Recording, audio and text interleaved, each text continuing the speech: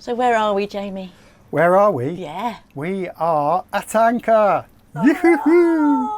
We promised you last week. No, we promised you the week before and we failed terribly, but we have finally left the marina. So we have travelled, it's about 100 miles, I think, 120 miles. I can't remember. I am logging it, but I don't remember. Just like to point out that it was me that promised that we would be at anchor this week. I Yes. absolutely promised it, and we are. And how do we feel about that? Bloody marvellous. You know, it's been months since we've been properly at anchor. I mean, okay, we went out a few weeks ago, but that was literally just for one night. So to be back to proper cruising is just it just feels amazing. Hello, I'm Liz. And I'm Jamie. Welcome to Follow the Boat, in which we discuss what it's really like to give it all up to live on a boat. And go travelling around the world. We've been doing it since 2006 and we're still at it. Each week we talk about our latest YouTube video. And about boats, sailing, travel or anything else which floats into our heads. And if you leave a comment we like, we'll give you an answer and a name check. Peace and fair winds. And we're about to get buzzed by a fisherman in a small boat. Yeah. Now I'm kind of hoping that the background noise this week is going to be a little bit different. So there's not much we can do about these guys, which are the local fishermen, and they sort of go past in their funny little pram-like motorboats. They like to come quite close, don't they? I think they like to have a look and see who we are and what we're doing. We usually wave, get a wave back. Yeah, they're pretty harmless, but no aeroplanes. I know, hurrah, hurrah, hooray for that. Oh, that's so nice. It is quite windy today though, Yes. and you'll probably notice if you're watching the video version, there's quite a bit of this. We're bouncing up and down a bit because we're exposed to the winds which have actually come round, surprisingly. They're supposed to be northeasterly, but at this point where we're at, they've sort of come round to the east and coming up southeast. So. Yeah, so this is traditionally in Southeast Asia the northeast monsoon. So it's coming from the northeast. It's traditionally the drier period and traditionally not so strong. So we have the southwest when it's wetter and it's stronger and more stormy. But it's not the case this year. No, it's a little bit variable. But having said that, where we are planning to go, we haven't been to at this time of year. So it's a little bit sort of unknown. So providing we're not slogging, motoring into, 2-3 metre swells doing 2 knots, that would depress me. But of course, what we're hoping is that the winds will continue to come round, or it might even back actually, and hopefully we'll get some sailing in. Yeah, it's supposed to be helping us. So we're still not saying yet where we're going. It will unfold over the coming weeks and during this podcast. And there will come a point at which we will tell you where we are. Not yet though. So I think that you were, sorry, I interrupted you earlier, just talking about how we got here. It was how many day hops? 3 day hops from the marina, wasn't it? Yep. Gentle, like morning hops. Yeah. And we leave early because what we're finding is that both the wind and the waves pick up around about midday. And unfortunately, both of those are straight on the nose. Yeah. So it's always advantageous to leave at 6 in the morning before the weather's had the chance to build. And we tend to find the seas are relatively flat. Yeah, it's about the sea, isn't it? It's about the swell that's coming through, because it does develop, and not so nice, those big swelly waves later in the day. But was pretty much a fairly good start to our adventure. Yep, pretty happy so far. Yeah, just another 1,500 nautical miles to go. Oh, this is so exciting. I'm just really pleased we're here. Anyway, one of the things I need to say is that we're doing this a day early. We normally record on a Tuesday. This is local time. And then we put the whole video podcast out on the Thursday. Today is Monday. It is Monday. I'm checking my watch. It's oh my God, Valentine's. it's fair. Oh, I love you. Where are my roses? Where's my box of chocolates? Oh, I think you're great. Yeah, anyway, happy Valentine's Day. Happy Valentine's Day, everybody. By the time you see this, you'll have had it, and you'll have had all your beautiful presents and all your loving. I think it's probably appropriate at this point to talk a little bit about our schedules for our videos and podcasts. I think so. So it's worth noting that over the next week or so, it's going to be constantly moving every day. And the reasons for this is basically security. So we have to be on the move all the time. A lot of these hops we're going to be doing are going to be taking all day. They're going to be 5 o'clock starts and they're going to take us right the way through until sunset. Yeah. So there's not going to be really much time to do anything. No, but what we did say perhaps is that if we could at least do the podcasts, and those in the short term could become the weekly episodes. Yeah. And that is simply because to sit down and do an episode, editing wise, it takes a few days, and we're not in that situation to do it at the moment. Yeah, you have to do that at the big laptop down below. Sorry, the computer down below. There might be a stage, actually, I did suggest to you that I could just be up here steering, on the helm, because there's probably going to be more motoring than there's going to be sailing, and I could easily do that on my own, but we'll see. Yeah, and the problem is that if you've got spinning hard drives and it's not ideal if you're on a slope, and certainly if you're sailing or you're ploughing through bouncing waves, it's not the right conditions to be editing. And of course, by the time we get to our anchorage, it's 5 o'clock in the evening, the sun's going down, you're losing solar power, we're knackered, we're tired as well. So anyway, I just wanted to get that out there, because if suddenly our episodes appear to stop, it is for that reason. Yeah, but we're hoping that we will continue with these at least in the short term, and then we've got the problem of when we arrive in Indonesia of not necessarily being able to upload or even get on the internet. How are we going to cope with that? That's a very good question.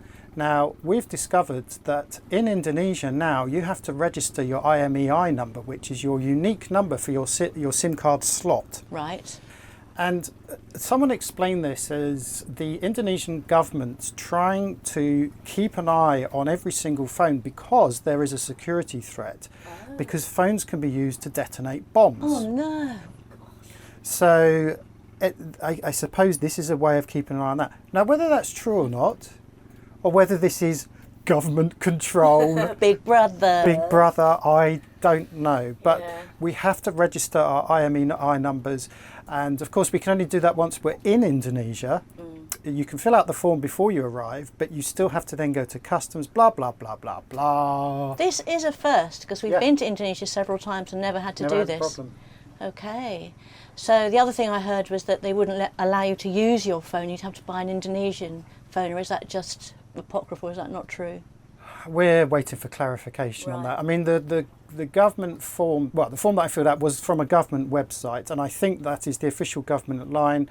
Someone has said you can use a foreign SIM card on roaming, but we have evidence of someone who's tried this and wasn't successful. Oh, right. So all that data I put on my phone to roam, I probably won't be able to use. Possibly, I don't know. But so stay tuned, or if the case may be we can't get anything uploaded, don't stay tuned, because there won't be anything to watch or listen to. But as soon as we can, we'll be back.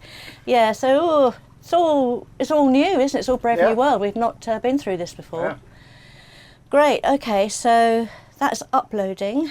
Shall we talk about... We'll talk about last week's podcast first, because there were one or two things that came out of that before we talk about anything else. So, first of all, I wanted to say to you, with the radio and the VHF, what is the status right now, considering we've just done 3 days? Be honest. There's an issue with the VHF, and it has to be the aerial.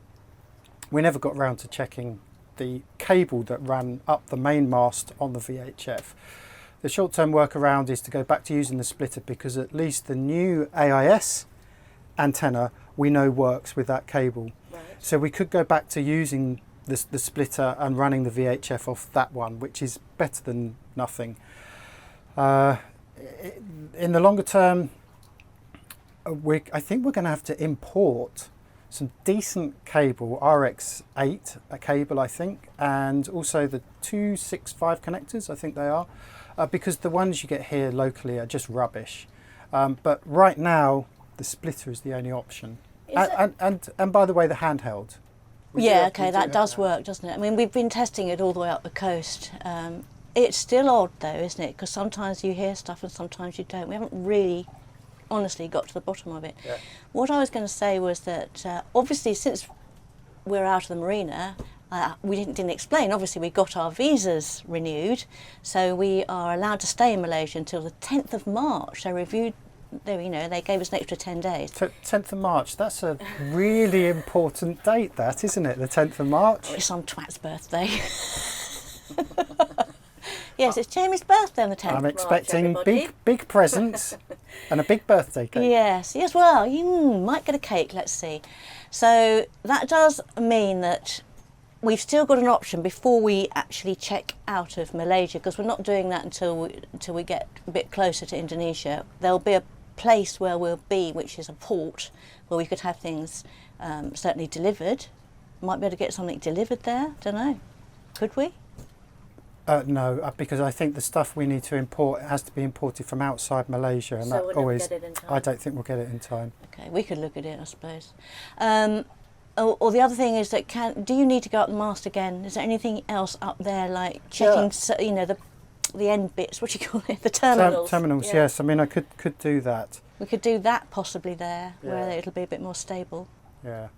I mean, a couple of people suggested there were certain instruments that you can use outside of a voltmeter, of course, because you could test resistance to see if there is some kind of resistance in the cable. Yeah. But there are marine radio or VHF specific tools you can use, and of course we just don't have access to those. So we're kind of limited in what we can and can't test. It's gone on the list of jobs to do while we're possibly at anchor. Yeah. So we have AIS, so that is good. We can be seen to a certain extent, and we can see other ships. We certainly see all the big ships. Yep. My biggest concern is that what we quite often do is when we see big ships, certainly at night, is we always radio through to make sure that they can see us. And without that radio, we won't have that extra security feature. Yeah. So we're going to sail really defensively and carefully, yeah? Is that the idea? Correct. Okay. All right, so that's where we are with the VHF. Yes. And the AIS. Yes. I'm bored of talking about VHF and AIS. Can we talk about something fun? Well, yeah, in a minute. Okay. So we're talking about the podcast. What is it you want to talk about that's fun as a result of last week's podcast? Apart from my hair, obviously, which is lots of fun. Well, I think that was the biggest thing, wasn't it? It was, we had loads of comments, and I did start to keep them, but there were too many to keep to read out. So thanks to everybody who commented. They were pretty much 100% positive. Well, one or two a little bit shady, but yeah, I think most people know that as our mums always say, if you've got nothing nice to say nothing at all. That's right. One thing I would say about my hair is this: now a week's gone by, I've washed it twice. I reckon it's gone very slightly lighter. What do you think? I think it's gone a bit lighter, but I have to say it's maintained its brightness. Good. Because I was worried it was just going to get all dull very Yeah. quickly, but it hasn't. It's stayed pink. So Yeah, well so done. that's good. And also, with 3 days of sailing, I've now gone a bit browner, Yes. so it looks a bit brighter, maybe. Yesterday we had our backs to the sun for the whole journey, and I ended up getting a proper British t-shirt tan. Brits abroad. Brits abroad. So all of this has gone really dark brown, and then this is white, and I even have a V around my neck, a red V. If you're looking on the video, you'll be able to see his V. Show them the white bit. I don't know if you can see it. But Yeah, you can. yeah. And I made the mistake of wearing a slightly lower cut t-shirt with a lower top back. I have burned. Stupid school child error. So factor 50 on today and from now on. And back to my high neck t-shirts to stop the burning, because it's just too dangerous around here. It's on a boat, obviously, as well. Cruising fashion tips with Liz and Jamie. Yes, don't burn. Okay, so a couple of points from last week that we touched on, and viewers and listeners have taken up. So William Pace, he was talking about faking the guy here that faked his documents to try and get the visa extension, and how it impacted all of us. And this is what William wrote. I think he writes really well.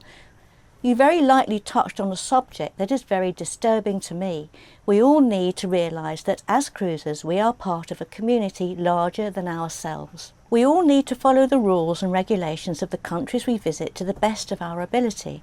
When one yacht tries to cut corners or use subterfuge or just plain dishonesty, we're all painted with a broad brush. The closer scrutiny of honest boats is a real consequence when someone is caught breaking the rules.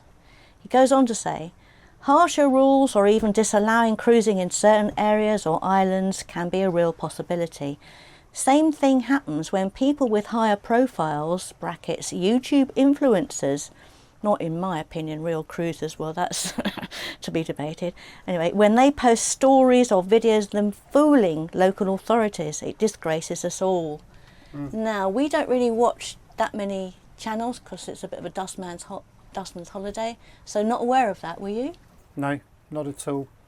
But yeah, I mean, I agree with William in almost everything he says. Apart from YouTubers not being real cruisers, come on, there are so many YouTubers out there that have way more sea miles under their belt than most cruisers we know. Yes. But his point about us being tarred with the same brush is spot on, because that's the issue. I think it's especially true in places like Malaysia. If in the UK one person was caught forging documents, that one person and that one person alone would be dealt with by the rule of the law. Whereas over here, perhaps because of a language barrier, a cultural barrier or whatever, I think they probably saw us, okay, foreigner in the marina. So we are instantly put into that bracket. All foreigners in the marina have the potential to be forging documents. So yeah, he's absolutely right. It is, that kind of behaviour is disgraceful. And if you're actually recording yourself breaking the law... Well, that is just ridiculous. Stupidity. I can't believe anyone's done that. I'm sure William's right, but I don't know. But I'm just trying to think if there's... Look, we're not innocent. I'm sure in the past, maybe even more recently than we realise, we've done things, said things, recorded things that perhaps we shouldn't have done. But I don't think we've broken the law. We don't go out of our way to break the law. And by that I mean we do know yachties who do go out of the way to break the law. And when it comes to authorities, we just be as honest as possible. You have to be. And it makes life so much easier for you. Go in to when you meet them with a big smile and be honest, and then you get treated really well, as we pretty much always do.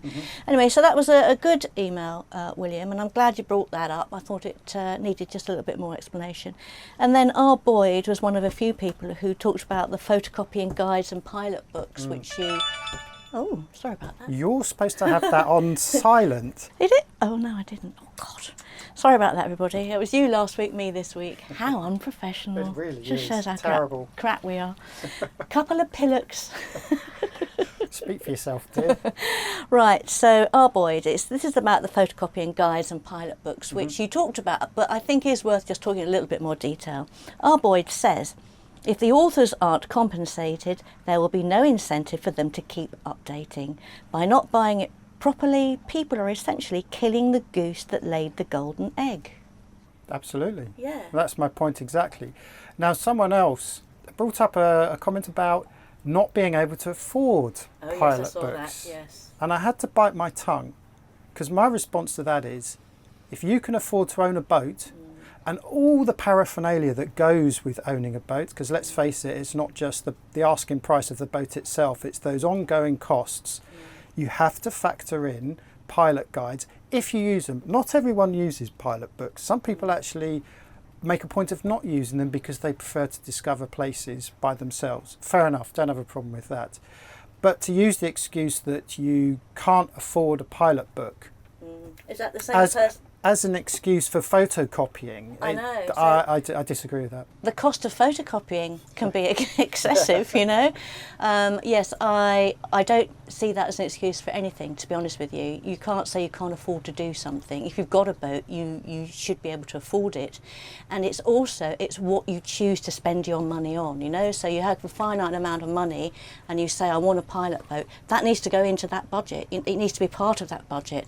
You know, I bet you've got booze in there. Maybe you don't need your booze. Or maybe you do need your booze. Maybe you don't need your cigarettes. Maybe you don't need a new T-shirt. I don't know. How many people have we come across who said, oh, this is too expensive, I can't afford this, and yet they're down the bar every night? Yeah. Yeah. So You don't have to go to the bar. You can buy a bottle, drink it on the boat if you want your drinks. That's fine. I'm a drinker. We all know Jamie isn't, but I'm a drinker, and I buy bottles, have them on the boat, and go out. But you adjust the way you live and what you spend on to what your budget is. We've talked about this before as well. And there are plenty of cruisers out there on very small budgets who don't do that sort of thing. You're stealing somebody's copyright. absolutely. Do you agree, or maybe you disagree? Leave a comment for us on Twitter at Followtheboat. On a slightly lighter note, Oh, please, let's move on. let's get a bit more happy. A number of people suggested that I should write a recipe book because I'd mentioned that I was going to photocopy all my recipes into a book. Well, A, I don't have time. You know, it's a lovely idea. I'd love to write a recipe book. But B, most of my recipes are nicked from other people. Well, they're not nicked. You've just used recipe books. Exactly. So I use recipe books, I use online recipes, all the things everybody else does, and I put them on bits of paper. I've now got them all into a book. So to then publish it would absolutely go against everything we've just said. Yeah, but it's such a creative process that you can always throw in your own little. And let's face it, a lot of these people who've published cookery books, they're not always their own recipes. It might be the recipe that their grandmother taught them, or a recipe they picked up in a local restaurant. So I do agree, you don't want to be done for plagiarism, but I bet you there are some recipes that you've been making now for a few years where you have added your own ingredients into. Yeah, that is very true. It is very true. I very seldom completely follow a recipe. The only thing I do that with is the bread maker, because if you don't get the proportions right, it doesn't work. But yeah, I have, because we travel so much and we're in exotic places, I have to look at what's available and then work with what's available. So I'll use the recipe as a template and then put my own food in. And obviously a lot of our recipes are meat based, so I have to substitute vegetarian options. So the more I talk about it out loud, the more I realise that I probably could do it. So when I get that month off, when we're not doing anything else, maybe I will. Maybe we'll do a Follow the Boat recipe book. You could do. I mean, you could publish it as an ebook if nothing else. Yeah. You know, we've already published a couple of ebooks Yeah. which are available on Amazon. Well, they are. It's been out for years. And there are links to our ebooks on the shop, which is all Excellent. about buying a boat. But there's no reason why you couldn't do that. Just for, you know, a couple of quid or something, put something together, you could do that. It could be a little interesting project to work on. Maybe you could include backstories to the recipes, or perhaps some little illustrations because you like sketching. Photographs of the fish we catch. Yep. Stuff like that, because they're quite fish based, some of them. Yeah. Possibilities are endless. All right, yes, I will think about it, and if I get time, it would be something I'd love to do. So yeah, thank you for that suggestion, everybody. That was great. That's pretty much all I've got to say on last week's podcast. There were loads of always fantastic comments. Love the comments, mostly agreeing or coming up with better ways of putting it than we did. Do you have anything else to say? On what? The podcast. Oh, the podcast? Oh, I thought you meant just generally, because I've always got something to say. Yes. No, not on a podcast. I think we've done that. Shall we move on to now the episode? Is that what you wanted to talk about? Yeah, so we always talk about the episode that's just gone out, and that's 289, the Galley and Head renovation. Yeah. That is that's really your video, not so much about me in that, but I have one observation. This came from Dave, WK-40, don't know what that means. Your refit video series is my favourite. Nice to see more. To which my reply is, thank you. The video refit series, which is what really kicked off this YouTube channel, it's done us proud. We were there for 13 months, and to be honest, I much prefer sailing and travelling to mending things. However, I would say actually I do really enjoy editing refit. Do you? Yeah, I love it. There's something, I don't know, maybe it's just because it's a refreshing change from the travel and the sailing. Yeah. And it's also something we don't do that often. We did obviously the big refit, Yeah. but we haven't done anything like that in a while. And of course, when we did the refit, we weren't really that savvy about making videos, were we? So it's quite raw. I think Very maybe raw. some people like that. If we did it again, it could be really exciting and make a real production out of it. What, are you proposing we do a complete refit again? Well, I am minded of a conversation that we were having with one of our friends this week. as everyone knows, we're going to Japan. If you didn't know, we are going to Japan. That's the idea. Can I just stop you there? Yeah. I don't think we should talk about this publicly. What? What you're about to say. What do you think I'm about to say? Well, I'm not going to say it because then Why we've just not? talked about it publicly. I think we need to have a discussion about what you're about to say behind closed doors before we talk about this public. No, what? Selling the boat? Yeah. We're not selling the boat. We're not selling the boat. But what you said was if in Japan, because they want sailboats there because they can't get them, if someone made us the right offer, we would be tempted to sell it because your reason was we could buy a cheap boat and do it up and do another refit. Yeah, but it was actually as much to do with the location as well, and the fact that the next step after Japan is obviously a big passage. Yeah. And I'm thinking about getting back to the family. Yes. Because with every move we're making, we're getting further and further away from my family, and your brother as well, Yes. and your friends. Yeah. So that's always on the back of my mind, and you know, it plays on my mind about how prepared Esper is to be going outside of the tropics. That's a big concern of mine, because she isn't really designed to be outside or at least we haven't designed her to really sail outside of the tropics. And by that, what I'm talking about is insulating the boat for cold weather, Yes. heaters, you know, that kind of thing. Yes. All of that could be put in if you want to do that. Yes, we could. And there are ways around it. I mean, she could. is a bloody well-found blue water cruiser, Yeah. so But she can go anywhere. Yeah, it's not something I particularly want to talk about publicly at the Okay. moment. I think I just made you do it. Sorry. this subject is very interesting to talk about. Yes. And it is something I think perhaps we can throw out there for people to give their ideas, suggestions and just comments. But Yeah. I'm just not yet ready to talk about it at the moment because I haven't quite formulated in my head what I would like to do Yeah. Okay. and what we would like to do. Yes, that's fine. And really, it wasn't about where we're going to go or what we're going to do. It was about your observation that if someone made an offer on the boat, that what you would like to do is buy a boat somewhere and do it up. You're absolutely right. Yes. Yeah, To go that back was to my point. to go back to the original point. Yes. I you know, that refit that we did, I enjoyed every single moment of it except one afternoon when I stormed out the boatyard because I'd had enough. But I loved every single day of that refit. Also, obviously we had teams of people helping us, and I think we're probably in a better position now to take on a lot of those jobs ourselves. Maybe not the real technical carpentry perhaps, but there is a lot that we could do ourselves. And We certainly know how to manage it better. And so I think if the opportunity came our way, I wouldn't turn it down. Yeah. Okay. I'm with you on that. We are as one. Apparently. So that's 289. That's just one of the comments that came up that I had to bring it up. So generally, what do you think about the refit of the galley and the heads? Yeah, I think Hans did such a good job. And I think, as I said in the video, it's encouraging when he came in and tried to fit something in and it just fitted perfectly first time. You know, he's very good.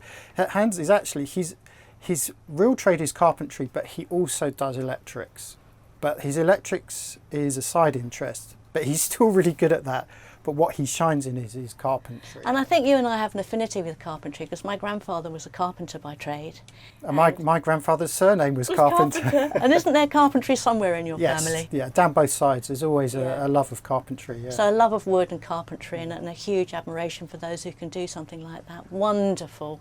Oh, never ceases to amaze me.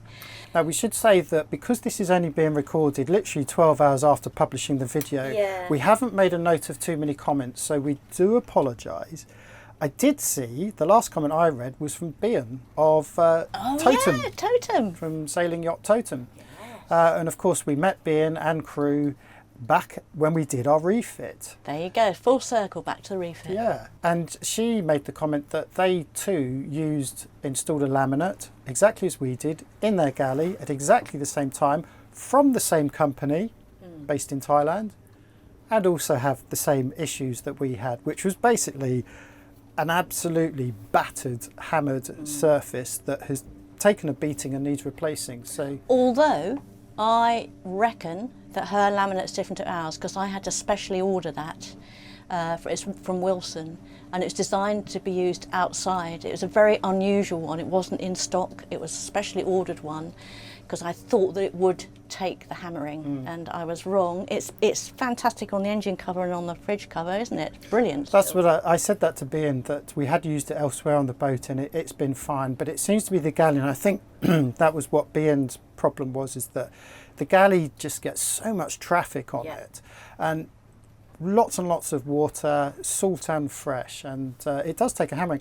So she was also looking at the hard, the Corian light composite material, and I have to say I absolutely love the stuff. I agree, though when we do our next refit of our new old boat, you know what I would choose? I would choose granite.